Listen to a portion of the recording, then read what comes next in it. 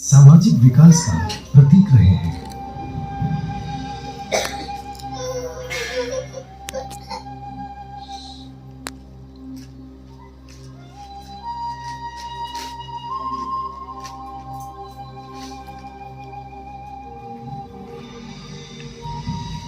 ये मनुष्यों की श्रद्धा और कृतज्ञता ही है जिससे प्रेरित होकर इन स्मारकों का निर्माण किया गया, जिससे आने वाली कई पीढ़ियों तक ये स्मरणीय बने रहे।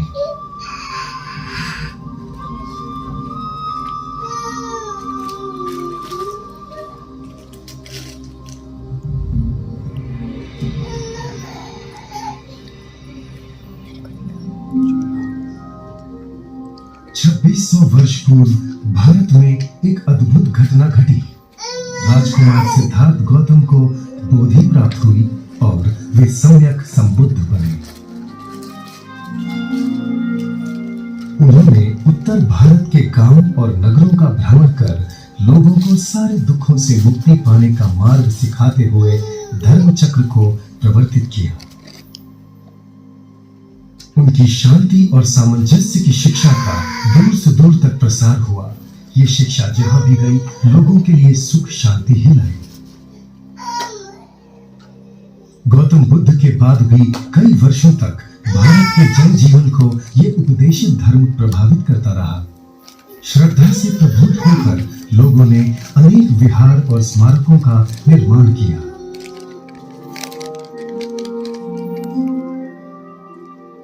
इस कार्य में महान सम्राट अशोक ने सबको पीछे छोड़ दिया।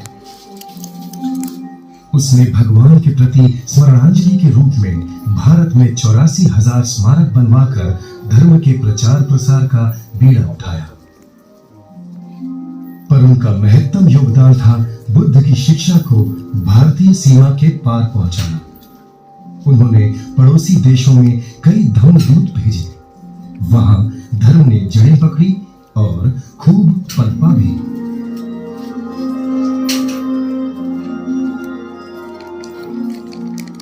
जहां जहां लोगों को इस धर्म से लाभ हुआ, उन्होंने श्रद्धा और कृतज्ञता व्यक्त करते हुए भारत के स्मारकों जैसे स्मारक वहां भी बनाए।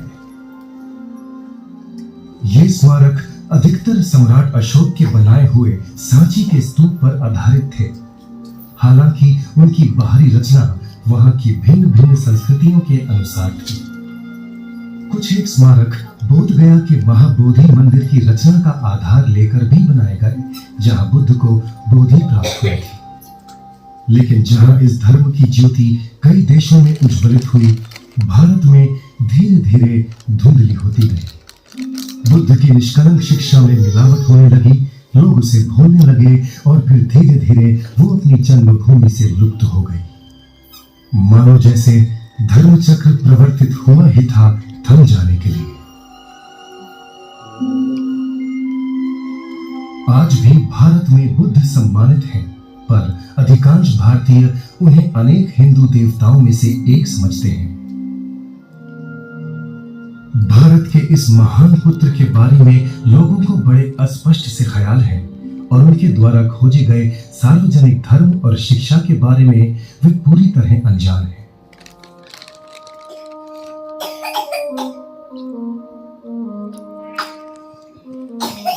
कुछ पड़ोसी देश जैसे म्यांमार, श्रीलंका, थाईलैंड, कंबोडिया और लाओस ने बुद्ध की वाणी को पाली त्रिपिटक के रूप में संभाल कर रखा, जिसकी वजह से प्राचीन काल से लेकर अर्वाचीन युग तक विश्व को बुद्ध की वाणी ज्ञात रही। किंतु म्यांमार ने केवल वाणी को ही नहीं, उसके प्रायोगिक हिस्से को भी संभाल कर रखा। आचार्यों की श्रृंखला ने विपश्यना ध्यान साधना को उसके शुद्ध स्वरूप में जीवित रखा। इसके उज्जवल उदाहरण थे परम पूज्य वेबू सायडो और उनके पहले परम पूज्य लेडी सायडो, जिन्होंने सभी गृहस्थों के लिए धर्म और विपश्यना अभ्यास के द्वार खोले। उन्होंने अपने होनहार गृहस्थ शिष्य सयाथेट जी को आचार्य नियुक्त किया। सयाथेट जी के अग्रणी शिष्य थे सयाजी ईवा खिन, जिन्होंने म्यांमार की सरहदों से पार पूरे विश्व में धर्म के प्रसार का मार्ग प्रशस्त किया। दक्षिण पूर्वी एशिया में पीढ़ियों से एक मान्यता चली आ रही थी कि बुद्ध के 2500 वर्ष के बाद धर्म एक बार फिर उसकी जन्मभूमि भारत लौटेगा और वहीं से विश्व भर में फैलेगा।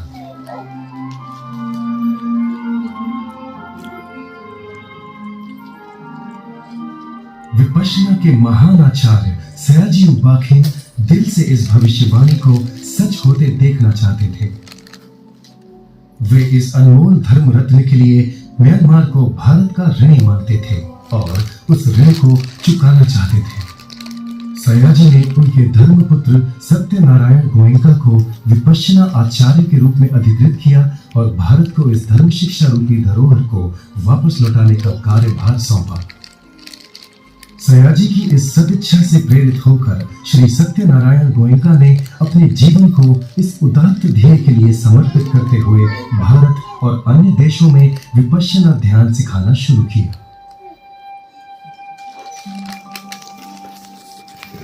ये स्मरण दिलाएगा कि जब भारत ने धर्म शिक्षा खो दी, तब म्यांमार ने उसे संभाल कर रखा। म्यांमार में प्राचीन स्तूप भारत के प्रति श्रद्धा और कृतज्ञता अर्पण करते हुए सांची के स्तूप जैसे बनाए गए थे। आज भारत में ग्लोबल विपश्यना पगोड़ा म्यांमार के प्रति कृतज्ञता अर्पण करते हुए वहां के सुख्यात श्वेतागोम पगोड़ा जैसा बनाया गया है।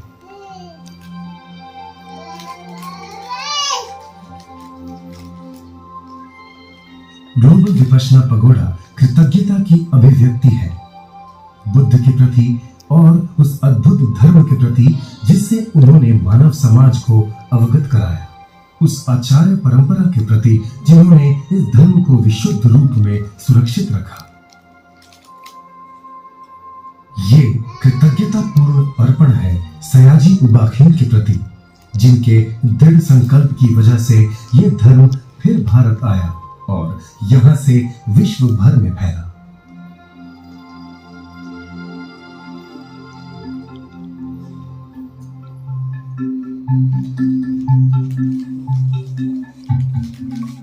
जिस स्थान का इस पगोड़ा के लिए चयन किया गया है वो घनी आबादी वाले मुंबई शहर का उपनगर है। मुंबई जो 1 अरब की आबादी वाले इस देश का प्रमुख व्यावसायिक और पर्यटन केंद्र है। हजारों लाखों भारतीय और विदेशी पर्यटक इस पगोड़ा का दर्शन करने आएंगे। इस भव्य स्मारक के चारों ओर एक ऐसा पठार है जिस पे 10,000 पर्यटक चल सकें। इसकी उत्तर और दक्षिण दिशा में 2 और छोटे पगोड़ा बनाए गए हैं।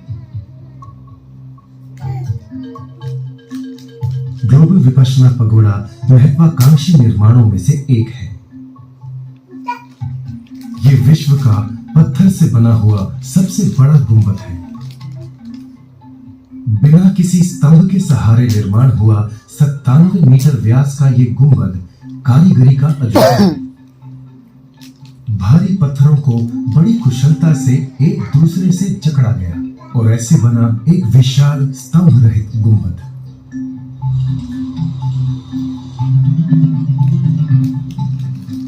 इस भव्य स्मारक के निर्माण में हजारों पत्थरों का उपयोग हुआ, जिन्हें हजारों ट्रकों में मीलों दूर खादान से लाया गया।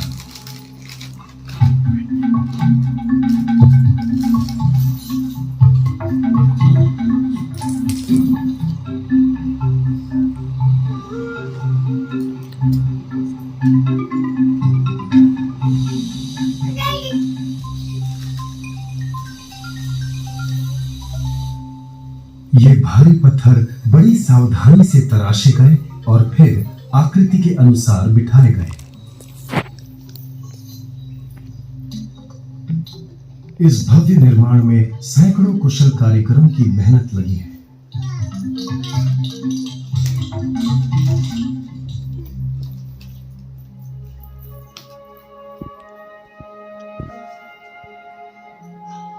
फरवरी 2009 में ग्लोबल विपश्यना पगोड़ा के अनावरण समारोह में हजारों लोग इकट्ठा हुए थे। एक बहुत बड़ा तराशा हुआ स्फटिक और रत्न जड़ित ध्वज इसके शिखर पर स्थापित किया गया। इसके भीतर के गुंबदीय कक्ष में गोयनका जी ने हमेशा की तरह सरल पर हृदय स्पर्शी शब्दों में धर्म समझाया। कुछ ही देर बाद गोयनका जी ने इस पूरी तरह निर्माण हुए स्मारक में पहला धर्म प्रवचन दिया। इस प्रसंग पर भारत की राष्ट्रपति माननीय प्रतिभा पाटिल व भारतीय और पड़ोसी देशों के गणमान्य अतिथि और विश्व भर से साधक उपस्थित थे। वे सभी बुद्ध की शिक्षा को सम्मान देने के लिए खींचे चले आए थे, जिसका अब ये बुलंद इमारत प्रतिनिधित्व करती है।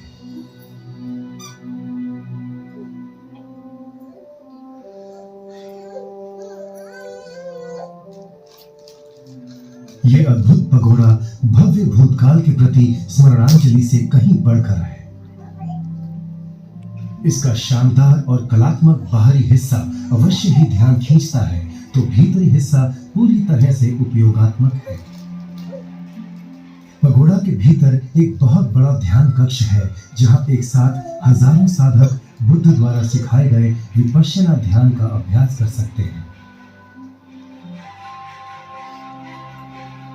पगोड़ा को ध्यान केंद्र का उपयोगात्मक हिस्सा बनाना ये सयाजी उबाखेन की सबसे बड़ी खोज थी। यांगोंग में सयाजी उबाखेन के साधना केंद्र के मध्य में एक पगोड़ा है, जिससे लगकर श्रेणीबद्ध शून्यागार है। ये उनकी विचारधारा को दर्शाता है कि विपश्यना ध्यान द्वारा धर्म का अभ्यास और प्रत्यक्ष अनुभव ही बुद्ध के प्रति सम्मान जताने का श्रेष्ठ पर्याय है। भारत और विश्व भर में स्थित सभी विपश्यना केंद्रों में इसी तरह के पगोड़ा का प्रयोग होता है, जहां सयाजी उबाखेन की परंपरा अनुसार श्री गोयनका जी ये तकनीक सिखाते हैं।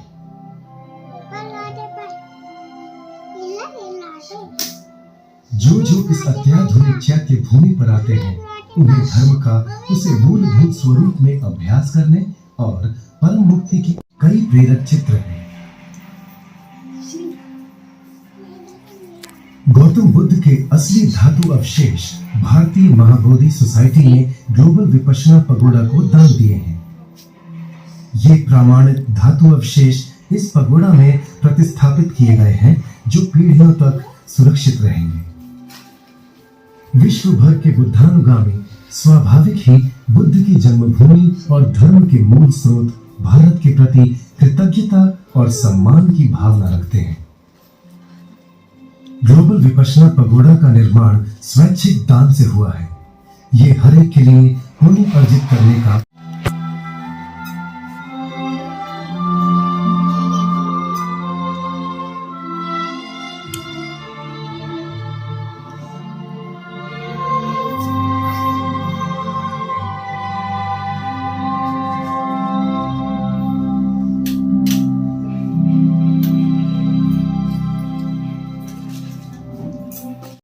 वाह, कितना अद्भुत है यार, बहुत अच्छा जगह है। आप लोग भी आके घूम सकते हो, बहुत बढ़िया है।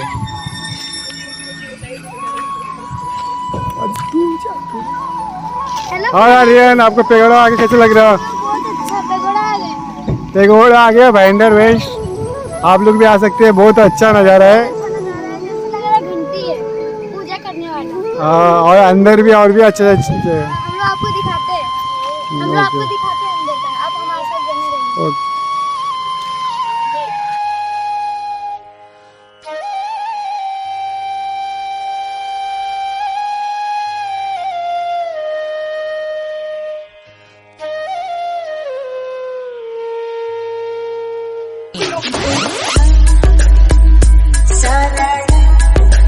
ये पेगोड़ा में गार्डन है,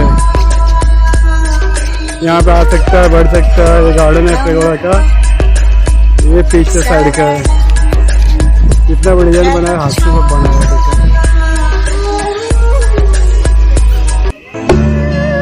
क्या डिजाइन है, बहुत अच्छा डिजाइन है। आप लोग भी आ सकते हो।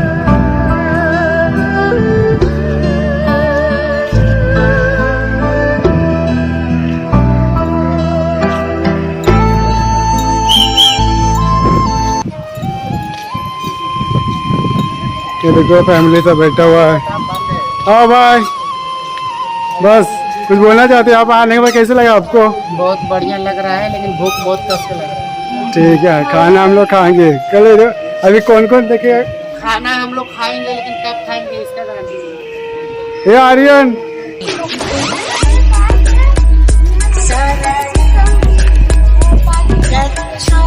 हाँ पूछो।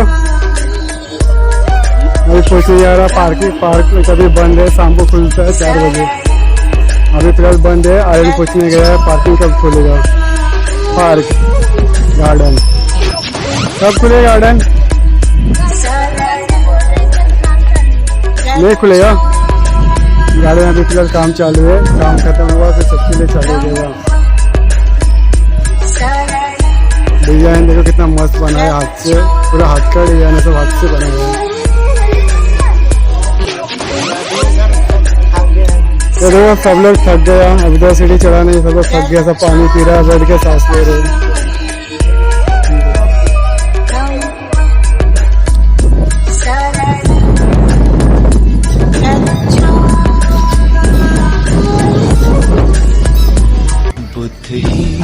बुद्ध है, बुद्ध ही बुद्ध है। हर जगह हर समय वो सिद्ध है, वो सिद्ध है। बुद्ध ही बुद्ध है, बुद्ध ही बुद्ध है। हर ओ भाई इधर देखो, हर समय वो सब थक गया। इतने में थक गए। आराध्या